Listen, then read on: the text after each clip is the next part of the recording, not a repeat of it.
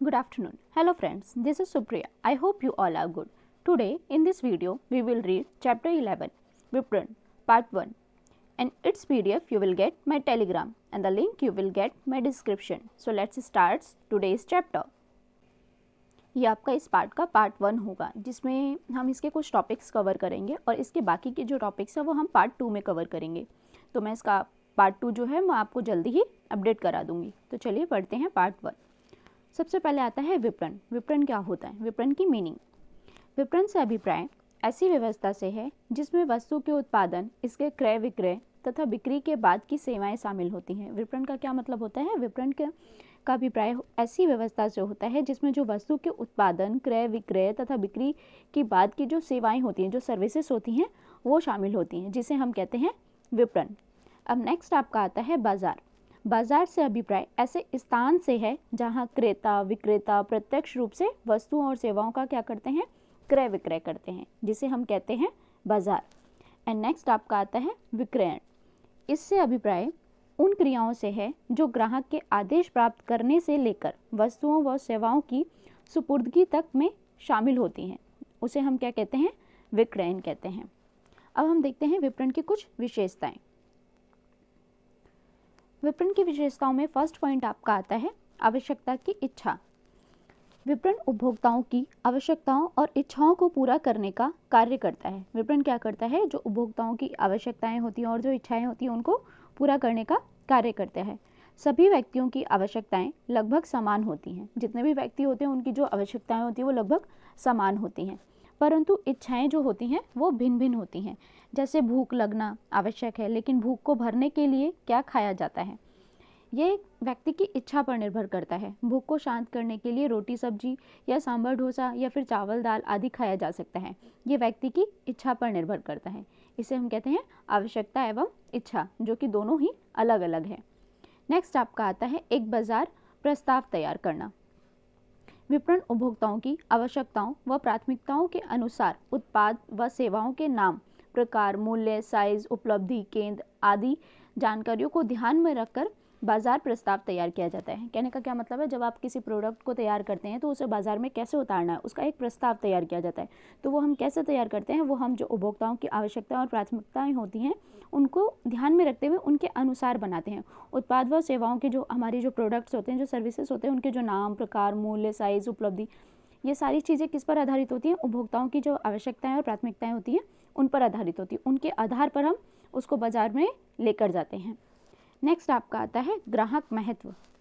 एक क्रेता वस्तुओं को क्रय करते समय उस वस्तु की लागत और संतुष्टि की तुलना करता है तथा अधिक संतुष्टि की स्थिति में वो उस वस्तु का क्रय करता है.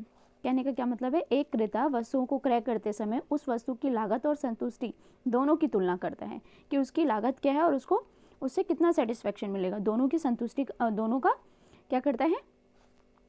तुलना करता है तथा अधिक संतुष्टि की स्थिति में उस वस्तु का क्रय करता है. जब उसको ज़्यादा संतुष्टि मिलती है, ज़्यादा सेटिस्फेक्शन मिलता है, तब वो उस वस्तु का क्रय करता है. विक्रेता को क्रय की इस प्रवृत्ति को ध्यान में रखकर वस्तुओं का उत्पादन करता है. विक्रेता क्या करता है? विक्रेता जो है, क्रेता की जो इस प्रवृत्ति है, जो ऐसी प्रवृत्ति है कि वो क्या देखता है? सबसे पहले उसका प्राइस और दूसरा उसका सेटिस्फेक्शन, दोनों को ध्यान में रखने के बाद में, दोनों की तुलना करने के बाद में वो वस्तु का क्रय करता है. तो एक विक्रेता क्या करेगा? क्रेता की इन दोनों चीज़ों को ध्यान में रखेगा और रखने के बाद में वो उस वस्तु की क्या करेगा? उत्पादन करता है, उस वस्तु का उत्पादन करेगा, जिससे कि क्या होगा कि वो बाजार में ज़्यादा से ज़्यादा उपभोक्ताओं को पसंद आए और ज़्यादा से ज़्यादा उसकी सेल हो सके, ताकि वह बाजार प्रतियोगिता में बना रह सके. ताकि क्या है कि वो बाजार में जो प्रतियोगिता होते हैं, कंपटीशन होते हैं, उसमें भी वो बना रह सके. अब नेक्स्ट आपका आता है विनिमय प्रक्रिया. विनिमय का अर्थ लेन देन से है. विपणन के अंतर्गत दो पक्षकार, क्रेता और विक्रेता होते हैं. विपणन के अंतर्गत कौन होते हैं? दो पक्षकार होते हैं. पहला आपका क्रेता और दूसरा विक्रेता शामिल होते हैं, जिनके द्वारा विनिमय का कार्य किया जाता है. जिनके द्वारा क्या किया जाता है? आपका विनिमय का जो कार्य है वो किया जाता है. विक्रेता द्वारा वस्तुओं सेवाओं का विक्रय क्रेता को किया जाता है. विक्रेता के द्वारा वस्तुओं और सेवाओं का जो विक्रय होता है वो किसको किया जाता है? क्रेता को किया जाता है. और क्रेता द्वारा विक्रेताओं को धन या धन के समान कोई अन्य चीज़ दी जाती है. इस प्रकार विपणन में विनिमय का कार्य किया जाता है. विपणन में विनिमय का कार्य किस प्रकार किया जाता है? जब विक्रेता क्रेता को कोई प्रोडक्ट देता है, कोई सर्विस देता है, तो उसके बदले में या तो सामान लेता है या फिर धन लेता है, जिसे हम कहते हैं विनिमय। विपणन में जो विनिमय का कार्य है वो इस प्रकार से किया जाता है। अब हम पढ़ते हैं विपणन प्रबंध। विपणन प्रबंध से अभिप्राय उस क्रियाओं से है जिसके अंतर्गत उपभोक्ताओं की आवश्यकताओं की संतुष्टि किए जाने वाली कार्यों का नियोजन, संगठन, नियुक्तिकरण, निर्देशन और नियंत्रण किया जाता है। विपणन प्रबंध क्या होता है आपका? विपणन प्रबंध से अभिप्राय उस क्रियाओं से होता है जिसके अंतर्गत उपभोक्ताओं की जो आवश्यकताएं होती हैं उनकी संतुष्टि में किए जाने वाले जो कार्य होते हैं उनका नियोजन, संगठन, नियुक्तिकरण, निर्देशन और नियंत्रण, ये सभी 5 चीज़ें की जाती हैं, जिसे हम कहते हैं विपणन प्रबंध। जो आपके प्रबंध के अंदर भी था वही आपका विपणन प्रबंध में भी आता है, जो कि उपभोक्ताओं की संतुष्टि को ध्यान में रख के किया जाता है। और उसमें किसको ध्यान में रख के किया जाता है? उसमें एक ऑर्गेनाइजेशन की जो एम्स होती हैं उसको ध्यान में रख के किया जाता है, और यहाँ पर आपके उपभोक्ताओं की जो संतुष्टि है उसको ध्यान में रखकर ये 5 क्रियाएं की जाती हैं। इसे हम कहते हैं विपणन प्रबंध। इसे हम कहते हैं विपणन प्रबंध। अब हम नेक्स्ट पढ़ते हैं इसमें विपणन एवं विक्रयण में अंतर। सबसे पहले आपका क्या आता है? अंतर का आधार, जिसमें फर्स्ट आता है आपका क्षेत्र। विपणन का क्षेत्र कैसा होता है? विपणन का क्षेत्र अधिक व्यापक होता है, जबकि विक्रयण का क्षेत्र कैसा होता है? संकुचित होता है। सेकंड, केंद्र बिंदु। विपणन का केंद्र बिंदु क्या है? उपभोक्ताओं की आवश्यकताओं की संतुष्टि करना, जबकि विक्रयण का क्या है? इसका केंद्र बिंदु केवल बिक्री करना होता है। नेक्स्ट आपका आता है क्रिया का प्रारंभ। इसमें क्या होता है? क्रिया के प्रारंभ में विपणन में क्या होता है? वस्तु के विचार से उपभोक्ताओं की संतुष्टि को पूरा किए जाने तक विपणन क्रिया की जाती है। जब हम वस्तु के विचार लेते हैं, जब हम प्रोडक्ट के विचारों को लेते हैं, फिर वहाँ से लेकर उपभोक्ताओं की संतुष्टि को पूरा करने के बीच में जितनी भी क्रियाएं की जाती हैं उसे हम विपणन क्रिया कहते हैं। विक्रयण में क्या होता है? क्रिया का प्रारंभ वस्तु के निर्माण से शुरू होता है और उपभोक्ताओं को वस्तु उपलब्ध करने पर इस क्रिया का अंत हो जाता है। क्या होता है इसमें? इसमें क्या होता है आपका? क्रिया का जो प्रारंभ है वो वस्तु के निर्माण से शुरू होता है। क्रिया का जो प्रारंभ है वस्तु के निर्माण से शुरू होता है और उपभोक्ताओं को अब इसमें आपका नेक्स्ट पॉइंट आता है क्रिया का प्रारंभ एक एवं अंत। क्रिया का प्रारंभ एवं अंत, जिसमें क्या होता है? वस्तु के विचार से उपभोक्ताओं की संतुष्टि को पूरा किए जाने तक का विपणन क्रिया की जाती है। इसमें क्या होता है? वस्तु के विचार से लेकर उपभोक्ताओं की जो संतुष्टि होती है उसको पूरा किया जाने की जो क्रिया होती है उसे हम कहते हैं विपणन। जबकि विक्रयण में क्या होता है? विक्रयण में क्रिया का प्रारंभ वस्तु के निर्माण से होता है। क्रिया का प्रारंभ कहाँ से होता है? वस्तु के निर्माण से शुरू होता है और उपभोक्ताओं को वस्तु उपलब्ध करने पर इस क्रिया का अंत हो जाता है। नेक्स्ट आपका आता है लाभ की प्राप्ति। विपणन में उपभोक्ताओं को संतुष्ट का लाभ कमाया जाता है। विपणन में क्या किया जाता है? उपभोक्ताओं को जो संतुष्टि दी जाती है उससे लाभ कमाया जाता है। जबकि विक्रयण में क्या होता है? इसके अंतर्गत लाभ अधिकतम बिक्री द्वारा प्राप्त किया जाता है। विपणन में संतुष्टि के द्वारा और विक्रयण में बिक्री के द्वारा। नेक्स्ट आपका आता है बिक्री के बाद की सेवाएं। विपणन में क्या होता है? इसके अंतर्गत बिक्री के बाद सेवाएं दे जाती। इसमें क्या होता है? इसके अंतर्गत बिक्री के बाद की जो सेवाएं होती हैं वो दी जाती हैं। और विक्रयण के अंतर्गत क्या होता है? इसके अंतर्गत बिक्री के बाद की सेवाएं नहीं दी जाती हैं।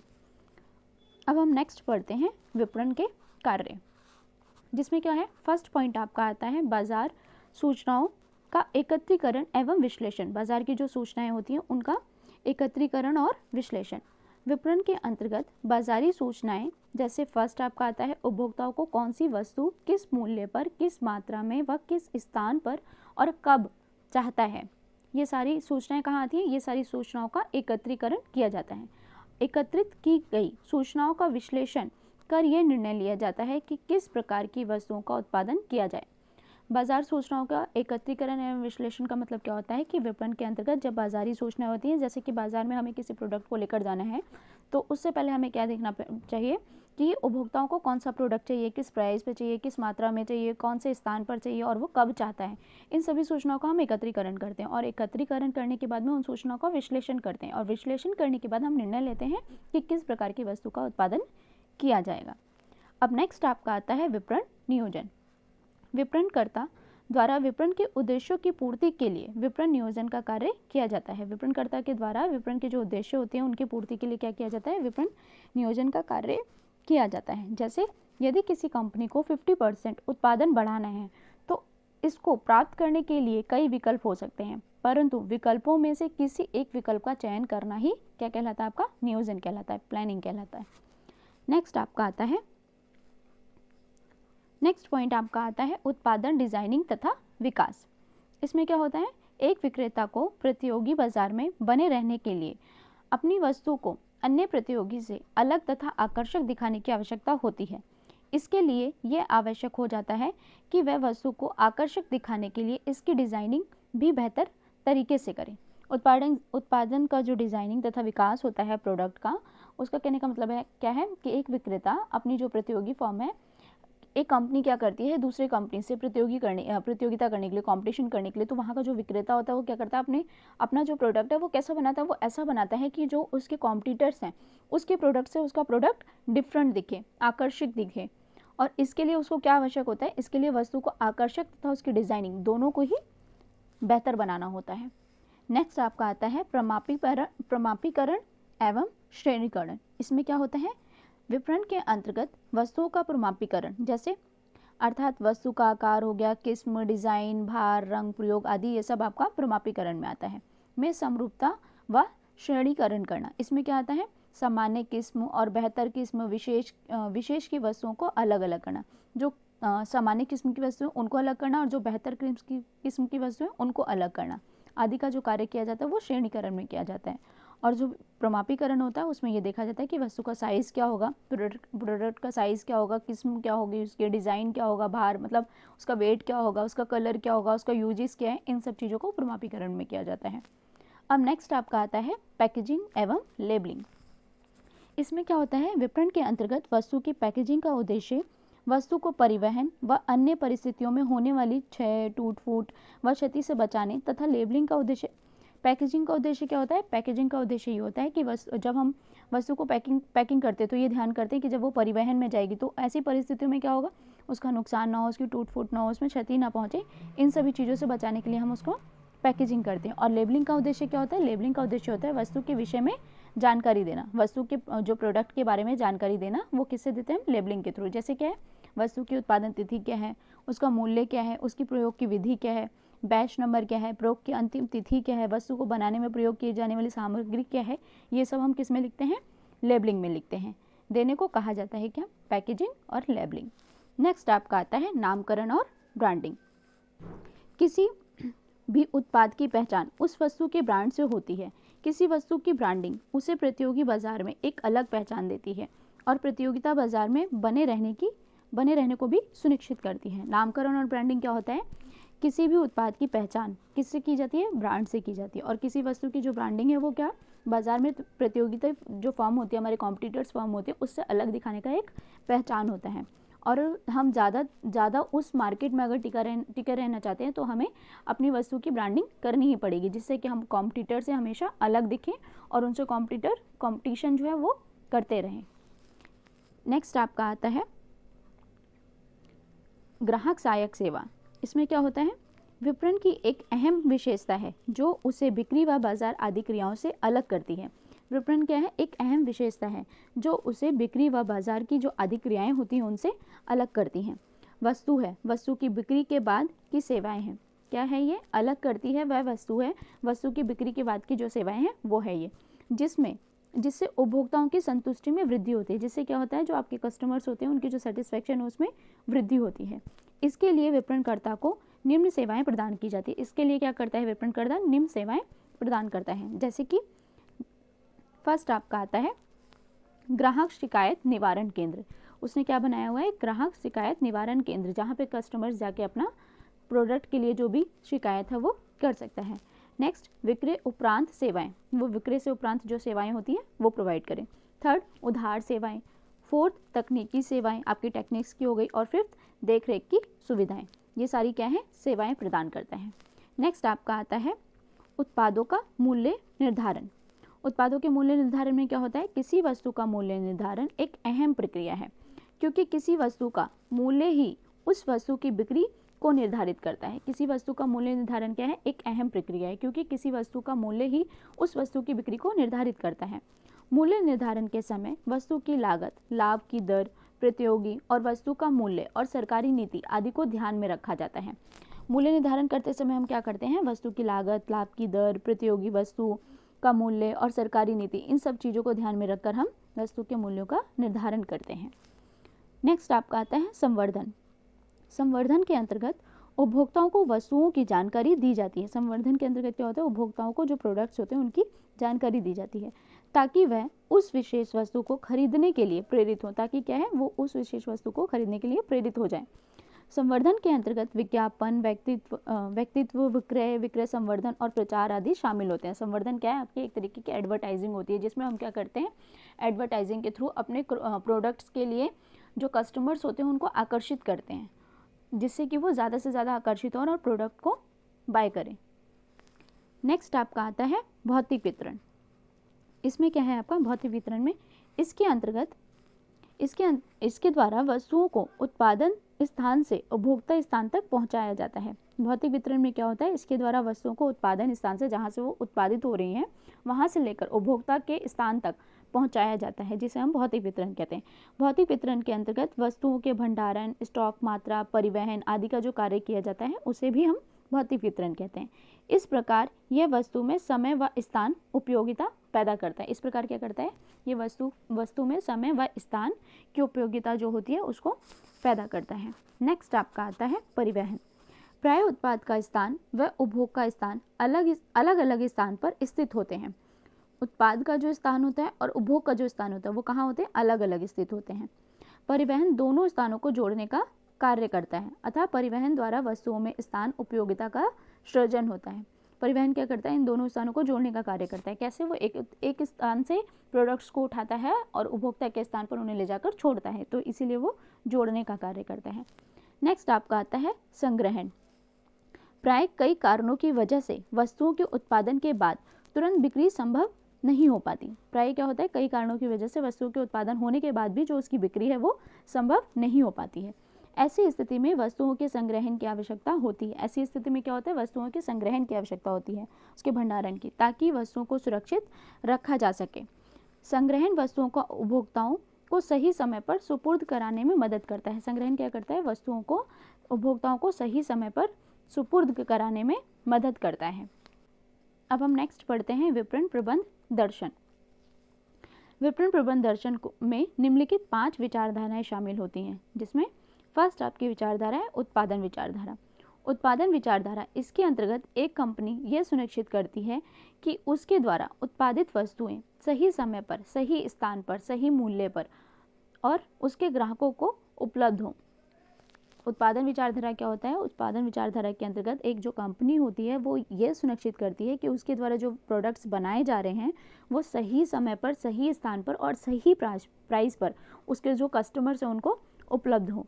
कंपनी अपने उत्पाद की प्रति इकाई लागत कम करने के लिए एक बड़े स्तर पर उत्पादन करती है। कंपनी क्या करती है, अपने जो उत्पादन की प्रति इकाई की जो लागत है उसको कम करने के लिए क्या करती है, उत्पादन जो करती है प्रोडक्ट्स का वो बड़े मात्रा में करती है, बड़े स्तर पर करती है।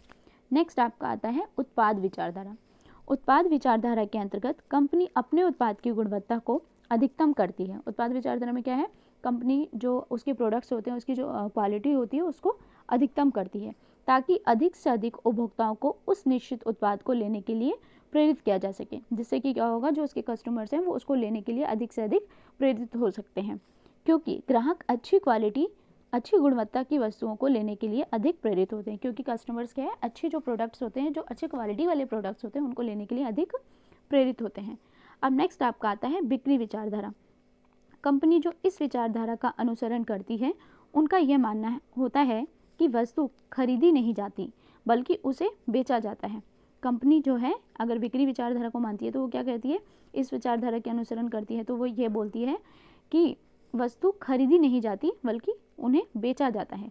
दूसरे शब्दों में ग्राहकों को वस्तुएं खरीदने के लिए प्रेरित किया जाता है। अगर हम दूसरे शब्दों में देखें तो ग्राहकों को हमें क्या करना है, वस्तुओं को खरीदने के लिए प्रेरित करना है, जिसे हम किसे कहते हैं, जिसे हम किसके अंतर्गत करते हैं, बिक्री विचारधारा के अंतर्गत करते हैं। अब नेक्स्ट आपका आता है विपणन विचारधारा। इस विचारधारा के अंतर्गत कंपनियां इस मान्यता को मानती हैं कि सफलता केवल उपभोक्ताओं की संतुष्टि के द्वारा ही प्राप्त की जा सकती है। इस विचारधारा के अंतर्गत क्या होता है, जो कंपनियां होती हैं वो ये मानती हैं कि जो सफलता है वो कैसे प्राप्त की जा सकती है, वो उपभोक्ताओं को संतुष्टि के द्वारा ही प्राप्त की जा सकती है। जब हम कस्टमर्स को ज़्यादा से ज़्यादा सेटिस्फेक्शन देंगे तो वो ज़्यादा से ज़्यादा प्रोडक्ट्स को बाय करेंगे, उससे क्या होगा, उनकी बिक्री भी बढ़ेगी, तो उससे वो अपनी सफलता को सुनिश्चित कर सकते हैं। इसलिए कंपनी वस्तुओं का उत्पादन उपभोक्ताओं के अनुकूल करती है, मतलब उपभोक्ताओं को कैसा प्रोडक्ट चाहिए उसके अनुकूल उत्पादन करती है, ना कि उपभोक्ताओं की इच्छाओं को वस्तुओं के अनुकूल डालने की कोशिश करती है। ना कि क्या करती है, उपभोक्ताओं की जो इच्छाएं होती हैं उनको वस्तुओं के अनुकूल ढालने की, मतलब कस्टमर्स की जो इच्छाएं हैं उनको अपने प्रोडक्ट्स के थ्रू बदलने की कोशिश नहीं करती, बल्कि कस्टमर्स के इच्छाओं के थ्रू अपने प्रोडक्ट्स को बदलती है और उनके द्वारा ही उस प्रोडक्ट्स को बनाया जाता है, उनके अनुकूल ही, ताकि वो ज़्यादा से ज़्यादा उससे सेटिस्फाइड हो सकें। इससे उपभोक्ता जो है संतुष्टि में वृद्धि होती है। इससे क्या होता है, जो कस्टमर्स की सेटिस्फैक्शन है उसमें वृद्धि होती है। नेक्स्ट एंड लास्ट विचारधारा आपकी आती है सामाजिक विपणन विचारधारा। इस विचारधारा की यह मान्यता है कि कंपनियों के द्वारा केवल उपभोक्ताओं की संतुष्टि को पूरा करने से बात नहीं बनती। इसमें क्या माना जाता है कि कंपनियों के द्वारा उपभोक्ताओं की जो संतुष्टि होती है उसको पूरा करने से बात नहीं बनती। कंपनी का समाज के प्रति भी दायित्व बनता है। कंपनी का क्या है, समाज के प्रति भी दायित्व बनता है। वह समाज की भलाई के लिए कुछ कार्य करें, जैसे प्रदूषण को कम करने के लिए, समाज में जागरूकता फैलाने के लिए, तो एक कंपनी को समाज के प्रति कुछ दायित्व करने चाहिए। ये आपकी 5 विचारधाराएं थी। अब हम नेक्स्ट पढ़ते हैं विभिन्न प्रबंध। नेक्स्ट क्या है आपका, विभिन्न प्रबंध विपणन दर्शनों का तुलनात्मक अध्ययन। इन सभी का क्या है, तुलनात्मक अध्ययन। जो आपकी 5 विचारधाराएं थी उनका कुछ तुलनात्मक अध्ययन किया गया है, जिसमें आपका फर्स्ट आता है केंद्र बिंदु। उत्पादन विचारधारा का क्या है, उत्पादन की मात्रा पर। फर्स्ट आपका उत्पादन विचारधारा है जिसमें आता है उत्पादन की मात्रा पर, और उत्पाद विचारधारा के अंतर्गत क्या आता है, उत्पाद की गुणवत्ता पर केंद्र बिंदु। और बिक्री की विचारधारा में क्या है, ग्राहकों को आकर्षित करना। विपणन विचारधारा में उपभोक्ताओं की संतुष्टि पर, और सामाजिक विपणन विचारधारा में उपभोक्ता के कल्याण पर। नेक्स्ट आपका आता है सेकंड, जिसमें फर्स्ट में क्या है, संतुलित मूल्य व आसान उपलब्धि पर। नेक्स्ट उत्पाद में सुधार पर, और बिक्री में क्या है, विज्ञापन, व्यक्तिगत विक्रय संवर्धन पर। विपणन विचारधारा में क्या होता है, साधन विपणन की क्रियाएं होती हैं। सामाजिक विचारधारा में क्या होता है, सामाजिक विपणन विचारधारा में इसका जो साधन है वो क्या है, विपणन क्रियाएं सामाजिक कल्याण के साथ। अब आपका नेक्स्ट पॉइंट आता है समाप्ति। समाप्ति में क्या है, जो आपका फर्स्ट पॉइंट है उत्पादन विचारधारा। उत्पादन विचारधारा में क्या है, उत्पादन विचारधारा की समाप्ति कैसे होती है, अधिकतम उत्पाद एवं लाभ के द्वारा। उत्पाद विचारधारा की समाप्ति कैसे होती है, उत्पाद की गुणवत्ता द्वारा। बिक्री की जो विचारधारा उसकी समाप्ति कैसे होती है, अधिकतम बिक्री के द्वारा। विपणन विचारधारा की समाप्ति कैसे होती है, उपभोक्ताओं की संतुष्टि के द्वारा। और सामाजिक विपणन विचारधाराओं की समाप्ति कैसे होती है, उपभोक्ता संतुष्टि एवं सामाजिक कल्याण के द्वारा। ये आपके कुछ तीनों के तुलनात्मक अध्ययन थे। अब हम नेक्स्ट बढ़ते हैं विपणन मिश्रण अवधारणा, जिसमें क्या है, सबसे पहले विपणन मिश्रण का अभिप्राय। विपणन क्रियाओं को सफलतापूर्वक करने के लिए बनाई गई नीतियां, अर्थात उत्पाद संवर्धन, स्थान और मूल्य के योग से हैं। कहने का क्या मतलब है, विपणन मिश्रण से अभिप्राय क्या होता है, विपणन मिश्रण से अभिप्राय ये होता है कि विपणन क्रियाओं को सफलतापूर्वक करने के लिए जो नीतियां बनाई जाती हैं, अर्थात उत्पाद संवर्धन, स्थान और मूल्य के जो योग होते हैं, इन सभी नीतियों को हम क्या कहते हैं, विपणन मिश्रण कहते हैं। जो कि विपणन की क्रियाओं को सफलतापूर्वक करने के लिए बनाई जाती हैं, उसे हम कहते हैं विपणन मिश्रण। अब विपणन मिश्रण के कुछ तत्व हैं, जिसमें आपका फर्स्ट आता है उत्पाद मिश्रण, सेकंड संवर्धन मिश्रण, थर्ड स्थान मिश्रण और फोर्थ मूल्य मिश्रण। जिसमें हम फर्स्ट पढ़ते हैं आपका उत्पाद मिश्रण। उत्पाद मिश्रण क्या होता है, उत्पाद से अभिप्राय किसी भौतिक वस्तु से है, जैसे टीवी, फ्रिज, बर्तन और मोबाइल आदि। उत्पाद का अभिप्राय किससे होता है, किसी भौतिक वस्तुओं से होता है, जैसे आपका टीवी, फ्रिज, बर्तन, मोबाइल एक्सेट्रा। नेक्स्ट उत्पाद मिश्रण से अभिप्राय क्या होता है, उत्पाद से संबंधित लिए जाने वाले निर्णयों के योग से होता है। उत्पाद मिश्रण का अभिप्राय होता है उत्पाद से संबंधित जो निर्णय लिए जाते हैं उसके योग से, जैसे वस्तु की पैकेजिंग, लेबलिंग, ब्रांडिंग, रंग, डिजाइन, किस्म, आकार आदि। ये सभी निर्णय किसके अंतर्गत लिए जाते हैं, उत्पाद मिश्रण के अंतर्गत लिए जाते हैं। ये निर्णय ग्राहक को वस्तु की ओर आकर्षित करने में क्या करते हैं, एक अहम भूमिका निभाते हैं। अब नेक्स्ट हम पढ़ते हैं उत्पाद मिश्रण के कुछ मुख्य तत्व, जिसमें क्या क्या आता है आपका। फर्स्ट आता है नामकरण तथा ब्रांडिंग, सेकंड लेबलिंग और थर्ड पैकेजिंग। नामकरण तथा ब्रांडिंग क्या होता है? इसके द्वारा बाजार में किसी वस्तु की एक विशेष पहचान बनाई जाती है। इसके द्वारा क्या किया जाता है? बाजार में किसी एक विशेष वस्तु की विशेष पहचान बनाई जाती है। ब्रांडिंग के अंतर्गत वस्तु को एक विशेष शब्द जैसे चिन्ह, रंग दिया जाता है। ब्रांडिंग के अंतर्गत क्या किया जाता है? वस्तु प्रोडक्ट जो होता है उसको एक विशेष शब्द दिया जाता है और उसके बाद में उसका चिन्ह, साइन दिया जाता है, उसका कलर, ये सारी चीज़ें आती हैं जो उसे बाजार में अन्य वस्तुओं से क्या करता है? एक अलग पहचान दिलाता है। अब हम देखते हैं एक अच्छे ब्रांड के कुछ गुण। इसके कुछ गुण आते हैं, जैसे कि आपका फर्स्ट पॉइंट आता है, एक अच्छे ब्रांड की यह विशेषता है कि ब्रांड संक्षिप्त हो। क्या है? संक्षिप्त होना चाहिए, अच्छे से समझ में आना चाहिए और बोलने लायक होना चाहिए। नेक्स्ट, ब्रांड का जो शब्द है वो बोलने में सरल होना चाहिए। और थर्ड, ब्रांड का नाम वस्तु के गुण को बतलाए। ब्रांड का नाम कैसा होना चाहिए? ऐसा होना चाहिए कि वस्तु की जितनी भी क्वालिटीज़ हैं उसके बारे में बतलाता हो, तो उसे हम कहते हैं, ये इसके 3 कुछ अच्छे गुण थे। अब हम नेक्स्ट पढ़ते हैं इसका फोर्थ पॉइंट भी है, ब्रांड नाम सबसे भिन्न होना चाहिए। ब्रांड का नाम क्या है? सबसे भिन्न होना चाहिए। ये आपका इसका फोर्थ पॉइंट था। अब हम देखते हैं ब्रांडिंग के कुछ कार्य, जिसके अंतर्गत क्या आता है? ब्रांडिंग के कार्य में सबसे पहला पॉइंट आपका आता है, ब्रांड नाम एक वस्तु को अन्य वस्तुओं से अलग पहचानने में मदद करता है। ब्रांड क्या करता है? ब्रांड नाम जो है वो एक वस्तु को अन्य वस्तुओं से अलग पहचानने में मदद करता है। सेकंड, ये एक तरह से वस्तु का विज्ञापन भी करता है। ब्रांडिंग के थ्रू क्या होता है? एक तरह से वस्तु का विज्ञापन भी कर देता है। थर्ड, एक अलग ब्रांड नाम एक वस्तु अलग मूल्य निर्धारित करने में मदद करता है। एक अलग जो ब्रांड होता है वो क्या करता है? एक अलग ब्रांड नाम एक वस्तु का जो अलग मूल्य होता है उसको निर्धारित करने में भी मदद करता है। नेक्स्ट, ब्रांडिंग नई वस्तु को बाजार से परिचित में मदद करता है। ब्रांडिंग क्या करता है? नई वस्तु को बाजार में परिचित कराने में भी मदद करता है।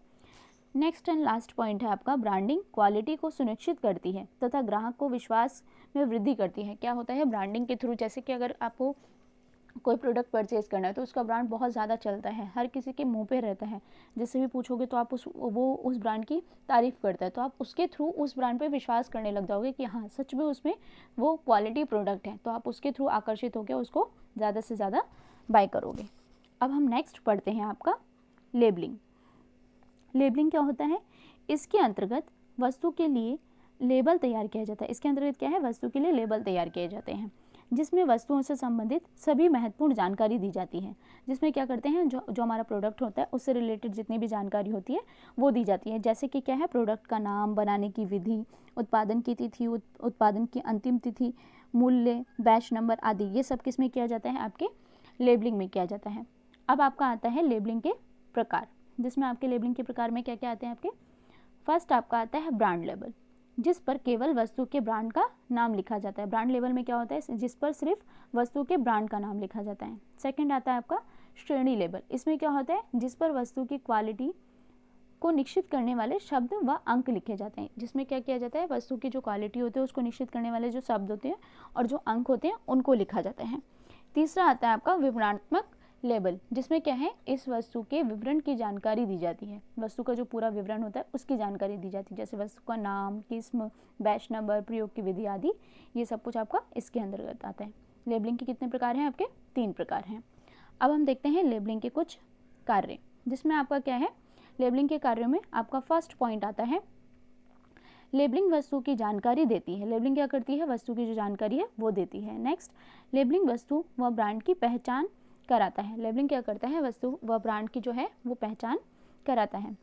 लेबलिंग वस्तु की श्रेणी को जानकारी देता है। लेबलिंग क्या करता है? वस्तु की जो श्रेणी होती है उसकी जानकारी देता है, अर्थात वस्तु की जो क्वालिटी होती है उसकी भी जानकारी देता है। फोर्थ, लेबलिंग एक और महत्वपूर्ण कार्य करता है। क्या? कि यह वस्तु से संबंधित आवश्यक व कानूनी रूप से अनिवार्य चेतावनी भी देता है कि आपको उसे यूज़ करना है या नहीं करना है। और फिफ्थ आपका आता है, ये वस्तु के संवर्धन में भी सहायक होता है। ये क्या करता है? वस्तु के संवर्धन में भी सहायक होता है। लेबलिंग के ये कुछ कार्य थे। अब हम नेक्स्ट पढ़ते हैं आपका पैकेजिंग। पैकेजिंग से अभिप्राय एक ऐसी आवरण से है जो उत्पाद को परिवहन व अन्य परिस्थितियों में होने वाली जो क्षति होती है उससे बचाता है। पैकेजिंग क्या करता है? पैकेजिंग से अभिप्राय एक ऐसे आवरण से होता है जिसमें क्या है? उत्पाद को परिवहन की जो परिस्थितियाँ होती है, एक जगह से उत्पाद को उठाना, दूसरी जगह तक पहुंचाना, फिर जो हमारा प्रोडक्ट होता है वो डायरेक्टली कस्टमर के पास पहुंचना तो नामुमकिन है। पहुंचाया जा सकता है वो डायरेक्टली कैसे, अगर आप जो आपका क्या कहते हैं जो मैन्युफैक्चरर और अगर आपका जो कस्टमर है वो एक ही जगह पर है तो, नहीं तो क्या है उत्पादन होने के बाद में वो थोक बाज़ार में जाता है, फिर फुटकर विक्रेताओं के पास जाता है, ऐसी कितनी चेन बनती है तब जाके जो आपका प्रोडक्ट है वो कस्टमर्स के पास पहुंचता है। तो इतनी दूर तक जाने पर उस प्रोडक्ट में कुछ नुकसान भी हो सकते हैं, तो उस नुकसान से बचाने के लिए क्या की जाती है, पैकेजिंग की जाती है। अब हम नेक्स्ट पढ़ते हैं पैकेजिंग के स्तर। पैकेजिंग के स्तर में क्या है आपका, सबसे पहले आपका आता है प्राथमिक पैकेजिंग। यह पैकेज के उत्पाद के सबसे निकट होता है। प्राथमिक पैकेजिंग क्या होता है, ये उत्पाद के सबसे निकट होता है। जैसे माचिस की डिब्बियाँ, टूथपेस्ट का ट्यूब, ये सब क्या है, सिंगल पैकेजिंग प्रोडक्ट है। माचिस की डिब्बी सिंगल पैकेजिंग है, टूथपेस्ट क्या है वो भी सिंगल पैकेजिंग है, तो ये आपका प्राथमिक पैकेजिंग में आता है। द्वितीय पैकेजिंग, ये पैकेज उत्पाद के प्रयोग करने पर उसकी अतिरिक्त देखभाल करता है। जैसे टूथपेस्ट का गत्ते का बॉक्स, टूथपेस्ट का जो ट्यूब होता है उसके ऊपर जो बॉक्स बना होता है वो आपका द्वितीय पैकेजिंग है, जिससे क्या है वो जो ट्यूब है उसको भी क्षति होने से बचाता है, उसे हम कहते हैं द्वितीय पैकेजिंग। अब आपका थर्ड आता है परिवहन पैकेजिंग। परिवहन पैकेजिंग में क्या होता है, ये पैकेज के उत्पाद के परिवहन संग्रहण के लिए आवश्यक होता है। जैसे एक बड़े गत्ते का पैकेज जिसमें 50 टूथपेस्ट के ट्यूब रखे जाते हैं। कहने का क्या मतलब है कि अगर आप शॉप से जाके किसी टूथपेस्ट को खरीदते हैं तो उस पर 2 पैकेजिंग होती है, एक प्राथमिक और सेकंड जो आपकी है द्वितीयक वो पैकेजिंग होती है। लेकिन अगर वो प्रोडक्ट जहाँ से उत्पादित हुआ है वहाँ से लेकर अगर शॉपकीपर तक आता है तो वहाँ पे उसको 3 पैकेजिंग में भेजा जाता है। सबसे बड़े बॉक्स में, जिसे हम कंटेनर तो बहुत बड़ा हो जाएगा, गत्ते का जो बॉक्स होता है उसके अंदर डाला जाता है। जैसे 50 टूथपेस्ट हो गए या 100 हो गए तो उनको डाल के भेजा जाता है, तो वो आपकी थर्ड पैकेजिंग होती है। फिर यहाँ सेकंड जब शॉपकीपर्स के पास आता है, उसके पास जो आने के बाद में जब आप उसे बाय करते हैं तो वो 2 पैकेजिंग में आपको मिलता है, और जब आप उसे ओपन करते हैं, गत्ते का बॉक्स हटा देते हैं, तो वो फर्स्ट पैकेजिंग में आ जाता है। ये इसके 3 चरण कह लीजिए या प्रोसेस कह लीजिए, इसके 3 पैकेजिंग होते हैं, पैकेजिंग के स्तर होते हैं 3। ठीक है, अब हम नेक्स्ट पढ़ते हैं पैकेजिंग के कार्य। पैकेजिंग के कार्य क्या क्या होते हैं, जिसमें आपका फर्स्ट पॉइंट आता है पैकेजिंग उत्पाद को एक पहचान देता है। पैकेजिंग क्या करता है, उत्पाद को एक पहचान देता है। जैसे कोलगेट के पैकेट से ही उसकी पहचान की जाती है, कोलगेट के पैकेट से ही हम उसकी पहचान करते हैं। कोलगेट के जब हम कोलगेट को खरीदते हैं तो उसके ऊपर उसका नाम लिखा रहता है कि वो कौन सा कोलगेट है, तो वो उसकी क्या है, पहचान है। नेक्स्ट, पैकेजिंग उत्पाद की टूट फूट, नमी, कीड़े मकोड़े और अन्य क्षति से भी बचाता है। पैकेजिंग क्या करता है, जैसे कि हमारे जो गत्ते के कागज़ होते हैं उसमें पैकेजिंग होकर आती है, तो अगर हल्की से भी पानी में गिर जाती है तो वो ऊपर से गीले हो जाते हैं, लेकिन अंदर का जो प्रोडक्ट रहता है वो ठीक रहता है। इसलिए पैकेजिंग क्या करता है, हमारे प्रोडक्ट्स को क्षति से बचाता है। आपका थर्ड आता है पैकेजिंग परिवहन को भी क्या करता है, सरल बनाता है। पैकेट वस्तु को एक स्थान से दूसरे स्थान तक ले जाने और ले आने को सरल बनाता है। ले जाने और लेकर आने दोनों को ही क्या करता है, सरल बनाता है। फोर्थ एंड लास्ट पॉइंट आपका आता है पैकेजिंग वस्तुओं को का संवर्धन में भी मदद करता है। पैकेजिंग क्या करता है, वस्तुओं के जो संवर्धन होते हैं उसमें भी ये क्या करता है, मदद करता है। अब हम नेक्स्ट पढ़ते हैं मूल्य मिश्रण। आपका मूल्य मिश्रण है जो वो क्या होता है, मूल्य मिश्रण से अभिप्राय वस्तुओं अथवा सेवाओं के मूल्य निर्धारण से होता है। मूल्य मिश्रण का अभिप्राय क्या होता है, वस्तुओं और सेवाओं के मूल्य निर्धारण से होता है। किसी वस्तु के मूल्य निर्धारण के समय निम्न बातें ध्यान रखी जाती है। जब हम किसी भी वस्तु का मूल्य का निर्धारण करते हैं तो हम कौन सी बातों को ध्यान में रखते हैं, नीचे पढ़ते हैं। फर्स्ट आपका आता है उत्पादन लागत। वस्तुओं के मूल्य निर्धारण के समय वस्तु के कच्चे माल की लागत को ध्यान में रखकर किया जाता है। जब हम वस्तु के मूल्य का निर्धारण करते हैं तो उस समय क्या करते हैं, वस्तु का जो कच्चे माल जो हमने उसमें यूज़ किया है उसको बनाने में, उसकी लागत को ध्यान में रखकर हम उसकी वस्तुओं का उनका मूल्य निर्धारित करते हैं। नेक्स्ट आपका आता है बाजार मांग। मूल्य निर्धारण करते समय वस्तु की बाजार में मांग का गहन भी अध्ययन किया जाता है। वस्तु की जो आपका प्रोडक्ट है उसकी बाजार में जो मांग है उसका गहन का जो क्या है, अध्ययन किया जाता है कि उसकी मांग कितनी है, उसके कॉम्पिटिटर्स कितने हैं, वो किस प्राइस पे जाना चाहिए। इन सभी चीज़ों का अध्ययन करने के बाद हम उसके प्राइस का निर्धारण करते हैं। नेक्स्ट आपका आता है क्रेता की क्रय शक्ति। एक वस्तु के मूल्य निर्धारण के समय बाजार के ग्राहकों की क्रय शक्ति को ध्यान में रखा जाता है। बाजारों के ग्राहकों की शक्ति को ध्यान में रखने का क्या मतलब है, अगर आप एक लोकल एरिया में मॉल खोल देंगे तो वहाँ पर आपका जो मॉल का जो प्रोडक्ट्स होते हैं, जो कपड़े होते हैं, वो आपके लोकल मार्केट से बहुत ज़्यादा महंगे होते हैं। तो वहाँ पर जो लोकल लोग रहते हैं वो तो वहाँ से परचेज़ करते हैं, तो वो मॉल को बहुत कम प्रेफर करेंगे। तो हम क्या देखेंगे कि वहाँ पर वो कैसी मार्केट है और वहाँ के जो कस्टमर्स हैं वो किस प्राइस तक प्रोडक्ट को परचेज़ कर सकते हैं। तो उस चीज़ को ध्यान में रखते हुए हम क्या करते हैं, वहाँ पे मूल्य का निर्धारण करते हैं। अब नेक्स्ट आपका आता है प्रतियोगी फर्में। नेक्स्ट क्या है, प्रतियोगी फर्में जो हमारी कॉम्पिटिटर्स कंपनियां होती हैं, उनकी जो वस्तुएं होती हैं, उनके जो प्राइस होते हैं उनको ध्यान में रखते हुए, उन पर विचार करके अन्य प्रतियोगी अपनी वस्तुओं का मूल्य निर्धारण करते हैं। कहने का क्या मतलब है, जो हमारी मार्केट में कॉम्पिटिटर्स फर्में होती हैं उनके पास भी वो प्रोडक्ट्स है, तो उनका जो प्राइस है वो क्या है, तो उनके प्राइस को ध्यान में रखते हुए हम अपनी वस्तुओं का प्राइस मूल्य का क्या करते हैं, निर्धारण करते हैं। क्योंकि अगर हम उनसे ज़्यादा प्राइस की वस्तु निकालेंगे तो क्या होगा, हम उस कंपटीशन में हार जाएंगे, क्योंकि कस्टमर्स को तो पहले से आदत पड़ी हुई है उनके प्राइस पे वस्तुओं को बाय करने की। लेकिन अगर हम उससे नीचे के थोड़ा सा नीचे करके अगर प्राइस निर्धारित करते हैं और अपनी क्वालिटी को भी अच्छा रखते हैं, तो हम उस कॉम्पिटिशन में क्या है, आगे जा सकते हैं और हमारे जो प्रोडक्ट्स हैं वो ज़्यादा से ज़्यादा सेल होंगे। अब हम नेक्स्ट पढ़ते हैं आपका कंपनी उद्देश्य। इसी का 5th पॉइंट है कंपनी उद्देश्य।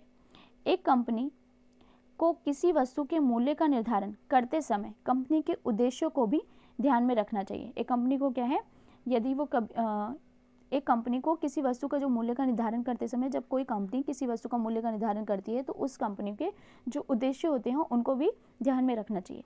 यदि कंपनी का उद्देश्य अधिक लाभ कमाना है तो उसे वस्तु की कीमत अधिक रखनी चाहिए। अगर कंपनी का उद्देश्य क्या होता है कि वो अधिक से अधिक, ज़्यादा से ज़्यादा प्रॉफिट को अर्न कर सके, तो वो क्या करेगा, अपने जो प्रोडक्ट्स हैं उसके जो प्राइस है उसको अधिक रखेगा। यदि कंपनी का उद्देश्य अधिक बिक्री करना है तो उसे वस्तु का प्राइस क्या है, कम रखना पड़ेगा। क्यों, अगर वो ज़्यादा से ज़्यादा प्रोडक्ट्स को सेल करना चाहता है तो वो कम प्राइस पे रखेगा। अगर कम प्राइस पे रखेगा तभी तो सेल ज़्यादा होगी, ज़्यादा प्राइस पे रखेगा तो सेल कम होएगी, लेकिन उससे प्रॉफिट भी अर्न किया जा सकता है। नेक्स्ट आपका आता है विपणन विधि। यदि कंपनी की विपणन विधि अधिक खर्चीली है तो उस वस्तु की अधिक कीमत रखनी चाहिए। आपकी जो विपणन की विधि है, प्रोडक्ट्स को बनाने की जो विधि है, वो अगर आपकी क्या है, अधिक खर्चीली है, तो आपको वस्तु की कीमत क्या है, अधिक रखनी चाहिए। और अगर उससे विपरीत है, कम है, तो आपको क्या करना चाहिए, वस्तु की जो कीमत है वो कम रखनी चाहिए। अब हम नेक्स्ट पढ़ते हैं संवर्धन मिश्रण। आपका संवर्धन मिश्रण क्या होता है। संवर्धन मिश्रण से अभिप्राय विक्रेता द्वारा उपभोक्ताओं को उत्पाद की जानकारी देना और उत्पाद को खरीदने के लिए प्रेरित करना होता है। संवर्धन मिश्रण से अभिप्राय क्या होता है, विक्रेता द्वारा उपभोक्ताओं को, एक जो सेलर है उसके द्वारा जो उसके कस्टमर्स हैं उनको क्या करना, उत्पाद की, प्रोडक्ट्स की जो जानकारी होती है उसको देना और उत्पाद को खरीदने के लिए, जो प्रोडक्ट्स हैं उसको खरीदने के लिए उनको प्रेरित करना। दोनों कार्य किसमें किए जाते हैं, आपके संवर्धन मिश्रण में किए जाते हैं। अब आपका आता है संवर्धन मिश्रण के विभिन्न तत्व। इसके कुछ तत्व हैं जिसमें आपका फर्स्ट पॉइंट आता है विज्ञापन। विज्ञापन द्वारा उपभोक्ताओं को वस्तु की जानकारी दी जाती है। विज्ञापन द्वारा क्या है, उपभोक्ताओं को वस्तु की जानकारी दी जाती है। और वस्तु को खरीदने के लिए विभिन्न प्रकार के विज्ञापन, और वस्तु को खरीदने के लिए क्या किया जाता है, विभिन्न प्रकार के एडवर्टाइजिंग विज्ञापन किए जाते हैं, जैसे रेडियो, पत्रिकाओं, पोस्टर, समाचार पत्र आदि द्वारा खरीदने के लिए क्या किया जाता है, कस्टमर्स को प्रेरित किया जाता है, आकर्षित किया जाता है, मोटिवेट किया जाता है। नेक्स्ट आपका आता है व्यक्तित्व विक्रय। इस विधि में क्रेता विक्रेता प्रत्यक्ष रूप से आमने सामने होते हैं। इस विधि में क्या होता है, क्रेता और विक्रेता दोनों प्रत्यक्ष रूप से क्या होते हैं, आमने सामने होते हैं। विक्रेता द्वारा वस्तु की विशेषता बताकर क्रेता को उसे खरीदने के लिए प्रेरित किया जाता है। सपोज आप किसी शॉपकीपर के पास, अगर आप किसी लोकल मार्केट में, वहाँ पर आप किसी कपड़े की दुकान पर जाते हैं, तो वहाँ पर आप किसी कुछ खरीदते हैं, आपका साड़ी हो गया, सूट हो गया, कुछ भी खरीदते हैं, तो वहाँ पर क्या है, विक्रेता और क्रेता दोनों आमने सामने हैं। तो जब विक्रेता क्या है, अगर आपको वो कोई प्रोडक्ट बेच रहे हैं, तो आपको वो पसंद आ रहा है या कुछ भी है, तो वो क्या करेगा, उसकी क्वालिटीज़ बताएगा, उसकी कुछ विशेषताएं बताएगा, जिससे कि आप उसको खरीदने के लिए आकर्षित हो जाएं। तो ये किस में किया जाता है, आपका व्यक्तित्व विक्रय में किया जाता है। नेक्स्ट आपका आता है विक्रय संवर्धन। इसके अंतर्गत उपभोक्ताओं को वस्तु खरीदने के लिए विभिन्न प्रकार के प्रलोभन दिए जाते हैं। प्रलोभन का मतलब क्या होता है, आपका गिफ्ट्स वाउचर्स से होते हैं। गिफ्ट वाउचर्स हो गया, गेट 1 बाय 1 फ्री हो गया, ये आपके प्रलोभन होते हैं।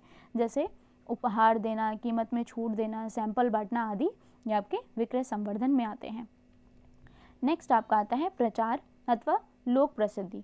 इसमें क्या होता है, इसके अंतर्गत ग्राहकों को किसी विशेष उत्पाद की जानकारी दी जाती है। ग्राहकों को क्या किया जाता है कि जो स्पेशल कोई प्रोडक्ट है उसकी जानकारी दी जाती है, जिसमें उत्पादक की ओर से कई प्रयास किए जाते हैं।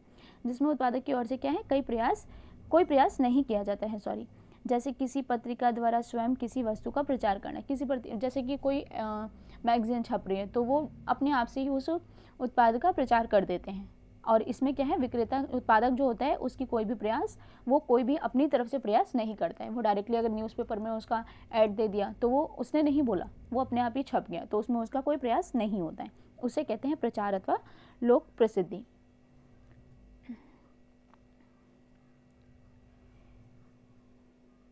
इसी के साथ में आपका ये पार्ट 1 खत्म होता है। मैं आशा करती हूँ आपको ये चैप्टर बहुत अच्छे से समझ में आया होगा। मेरे चैनल को लाइक करना, सब्सक्राइब करना, शेयर करना एंड कमेंट करना।